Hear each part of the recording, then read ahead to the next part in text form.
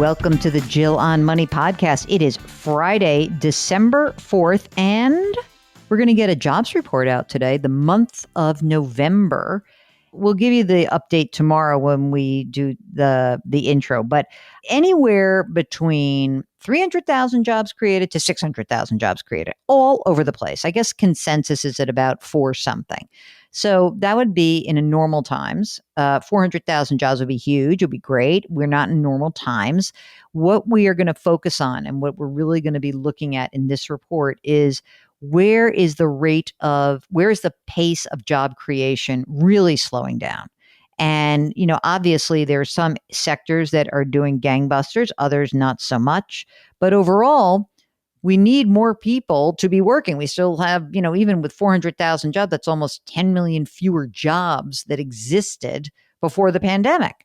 So want to keep an eye on that. Want to keep an eye on the number of people who are moving off of regular unemployment into long-term unemployment, meaning they're out of work for more than 26 weeks. It's really dangerous because that's when you start losing your skills and people get disheartened. It's not great.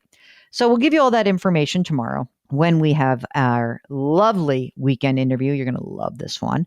And for now, just remember, if you've got a financial question, send us an email, ask Jill at jillonmoney.com. Let us know whether you want to come on the air. Hey, someone complained. I don't want to hear complaints like this. Oh, don't put people on the air who have too much money. Well, you want to come on the air, then say you're going to come on the air. We're going to put anyone on the air who wants to come on the air.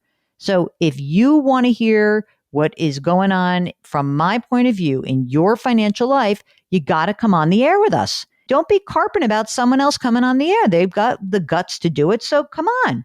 We're all in this together, gang. Come on. We're a team. All right. Let me shut up now. Nick writes, "Hi, Jill. My husband and I have been fans of yours for several years. We love, love, love your show. We also bought your book. Yeah. And enjoyed reading it. Thank you for all that you do. It's not entirely relevant for our question for today, but as background, we're both in our late 30s. We make about $140,000 a year each. That's good. They max their thrift savings plans. They also do backdoor Roths, no debt other than mortgages on 2 cash flow positive rentals. We live in U.S. government provided housing. That's kind of great. Healthy emergency funds, 240 grand in cash. Here's the question for today. In the years we've been listening, we don't recall you talking much about I-bonds purchased via the ever-clunky treasurydirect.gov website. Do you recommend them or against them for any reason? It seems like they're a good option for an emergency savings money, given that rates of return, at least for inflation, are running about 2 times the 0.6% that we're getting on our high yield. We realize the limitations. Well, this is what you're realizing. This is why I don't talk about them that much, that they're $10,000 per year cap, and there's waiting periods and the clunky website. Did you mention that? Yes. It's not missing something. I can't stand dealing with treasurydirect.gov. I really can't. For all the great websites that are out there from the federal government, chief among them, irs.gov, I just find this like a pain in the ass to deal with. So I don't like it. If you're, generally speaking, if you're worried about inflation, you can buy TIPS, Treasury Inflation Protected Securities. So, it's not a bad thing. It's just not ideal. So there's no downside for you guys. Thank you for writing, though. Very happy. Glenda writes, "I'm single, 59. I've got 60 grand in the bank. I've got a full-time job that I plan on staying at for another 10 years. Glenda makes $70,000 a year. I own a home. I'm renting right now. My house payment is $1,400 a month, and I'm renting it for $2,400 a month. And I live with my daughter and only pay her $1,000 a month. That's called an arbitrage, my friends. House is going to be paid off in 5 years. I hope to be renting it until it's paid off and then sell it for 500 grand. I don't know how to manage all this money for retirement." Oh, Glenda, you sound like you probably will need a financial advisor. It could be a certified financial planner. It could be a CPA who's got some expertise. You're probably going to need someone. You're going to go to letsmakeaplan.org. Try that out. And that's a place where you can find some people. You can also check out NAPFA, NAPFA.org. That's a good place to find a fee-only planner. So yeah, honestly, it sounds like that's going to be a little overwhelming. So you want someone on your side doing the planning work, pay the price. It's not going to be cheap, but do it. Okay. Okay. Here is a question from Joe, who says, thanks for the great podcast and advice. I'm 45 years old and single, no kids, except one fur baby. I hope that there's a picture. About 7 years ago, I paid off the home that I live in by taking out money from my 401k and paying the penalties for it. I regretted taking the money. I'm very conservative financially. I wanted to have peace of mind that if I lost my job, I would not lose my home. I work as a pharmacist for a large chain. It used to be secure, but I haven't had a raise in 4 years. Holy smokes. And many other workers have had actual decreases in pay due to restructuring. I've also heard of crazy conspiracies of people's debt potentially being canceled under a Biden administration, which I doubt would happen. Would you think it would be a good idea for me to take the home I have paid off with a current value of $440,000 in Colorado and get a fixed rate mortgage on it, leaving 20% down, right? So refinancing, essentially creating a mortgage, and then investing the rest in an index fund or a taxable brokerage account, since the rates on mortgages are so low and I'm only 45. Okay. Some other numbers. High FICO score, makes about 119 grand a year. Oh my God. Cost of living is about 30 grand a year. Got 365 grand in retirement 401k, another 139 in a Roth 401k. Bunch of money, bunch of money, bunch of money.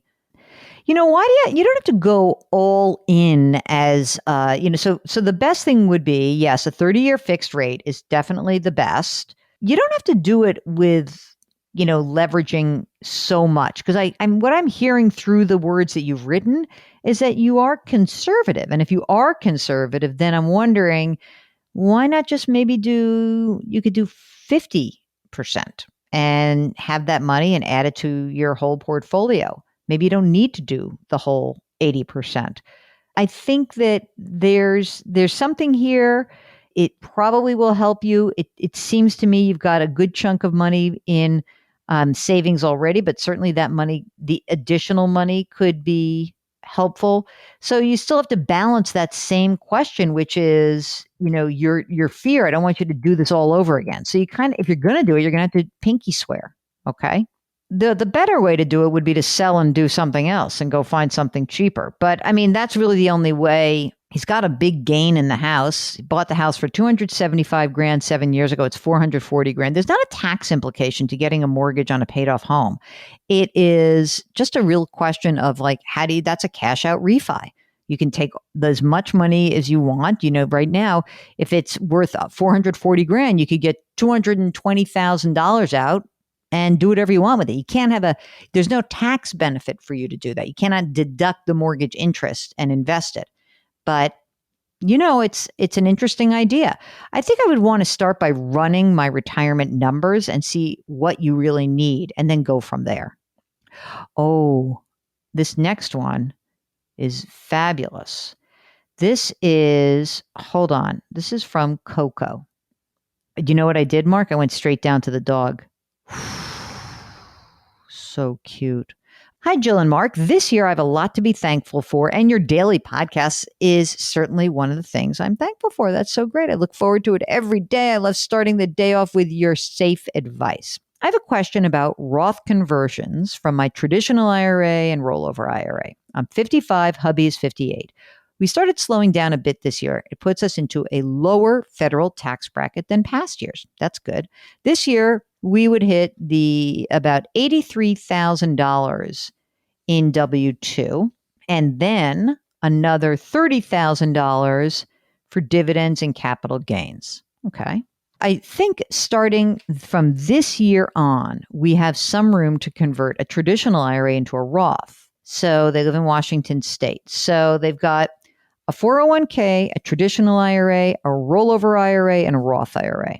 Each of them has all four of those accounts. So there's a couple of things that you might want to consider. I don't know where your 401k is invested, but one thing that is important is that when you are starting to convert and do all these things, it's sometimes easier to have everything sort of tidied up a little bit. I don't know, maybe you'd want to combine these accounts just to have one IRA. I'm not sure if you want to preserve the need to put that money into your current 401ks. So, yeah, I mean, I love the idea of doing a conversion. You do have some room because the tax bracket is going, kind of brings you 24%, will keep you at under 300 grand, 22%, you have to keep it to under 172 grand. So you could start doing it. So here are the questions. Does it matter which bucket I start converting, my traditional versus a rollover? It doesn't really matter. Although, again, I would say that it would be nicer if you had just one IRA account each, but that's just me. We contributed to a traditional IRA. We didn't get any tax benefits over the last 5 years. Do I need to factor that in? You contributed to a traditional IRA, so you did a non-deductible IRA. Where's that in this calculation? I don't see that. Yes, you have to factor that in. That's going to float around and cause you problems. You've got to figure out how to make sure that that is separated. We've contributed to a Roth IRA this year. Does it matter at all when we convert? No. Since we're getting close to 59 and a half years of age, 5-year rule doesn't seem to apply, correct? No, that's not correct. The 5-year rule always applies. Okay? It is true that the more you can convert to a Roth, the better off you will be because you have better control of your tax situation. You can reduce your required minimum distributions. The question that is, as written here from Coco, is should I aim to convert as much as I can before getting to required minimum distributions? Yes, that is true. Yes, you should. But I don't think you're going to get there because you have this old IRA. You got a lot of money, you got like $1 million. So you do the best you can. But I think your idea is correct. I think you're going to have to just be careful that this non-deductible IRA is accounted for somewhere because it's not exactly a Roth IRA. So you got to be careful with this and that we try to really consolidate these accounts. I'm sort of thinking that, I don't know, maybe your 401k is lousy, but if it's a good 401k, I would wonder if maybe you take your rollover and you put it into your existing 401k, same with your husband, and then you guys just work hard on converting the traditional IRAs. I don't know, something to think about. And here's another one, last one, year-end Roth conversion. This is from Anonymous, which is 2 names, Anonymous and last name Anonymous, who is an avid fan of the podcast.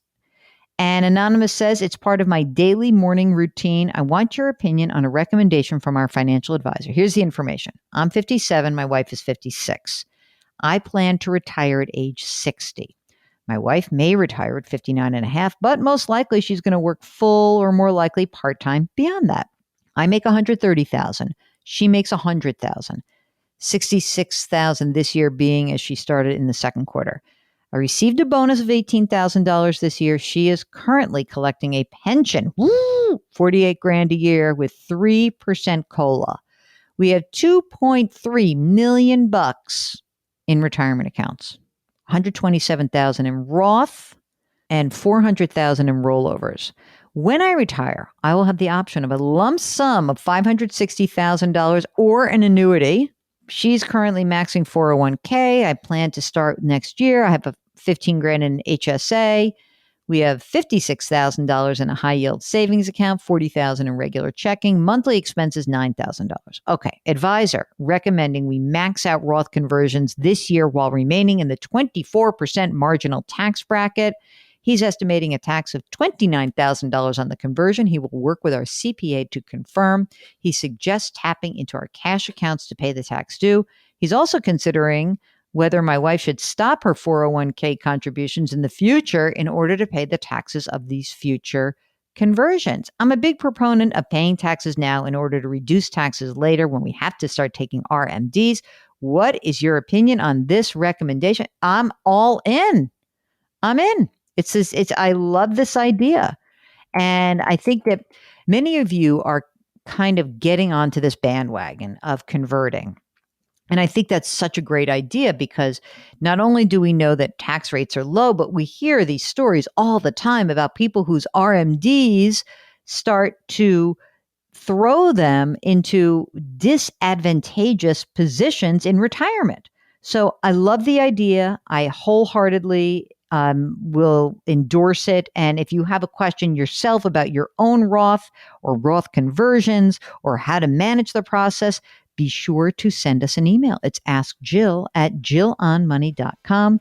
Askjill@jillonmoney.com. Hey, don't forget, we're trying to expand our universe of you guys, of our Peloton, our Jill on Money team. And we would only be able to do this with your help. So if you can try to get some of your friends and family or whoever to subscribe to our podcast, you can just direct them to our front door of our website, to jillonmoney.com, and please leave us a rating and a review. That would be so great. Okay, as always, wash your hands, wear your masks, maintain your physical distancing, and try to put your hands metaphorically on someone's back today. It will make you feel better. It will make them feel better. Thanks for listening. We'll talk to you tomorrow.